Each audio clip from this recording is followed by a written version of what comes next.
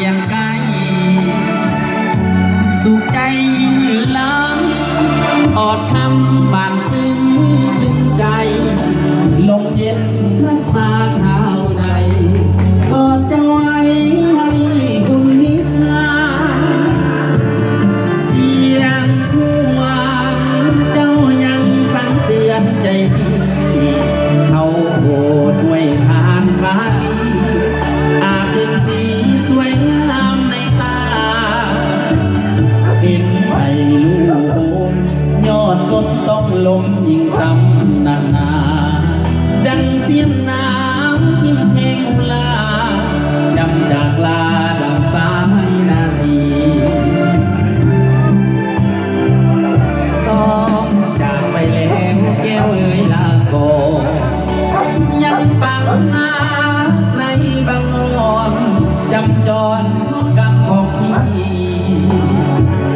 หากคุณสร้างสมเคยทำห่วงบารมีคงคืนครอบครองเทวีเป็นสีแม่เมืองของพี่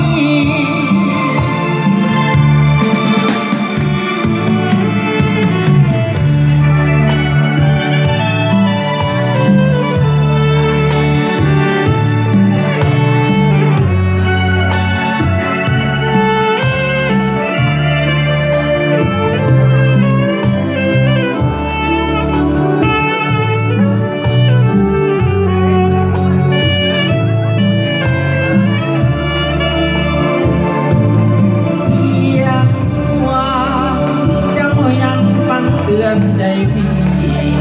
เขาโกรธไว้ทานบ้านอาบเป็นสีสวยงามในตาเห็นไผ่ลูกยอดสนต้องลมยิ่งซ้ำหนักหนาดังเสียงน้ำทิ่มแทงลาจำจากลาดังสายนาที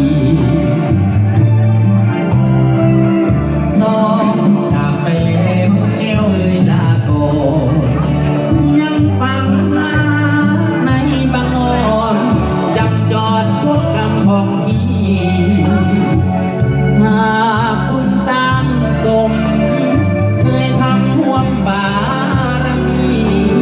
คงคืนครอบครองเทวีเป็นสีแม่ของพี่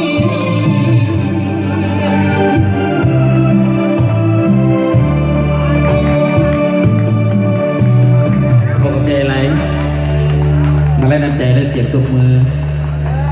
ขอให้อายุมันขวัญยืนปีใหม่ก็จะมาถึง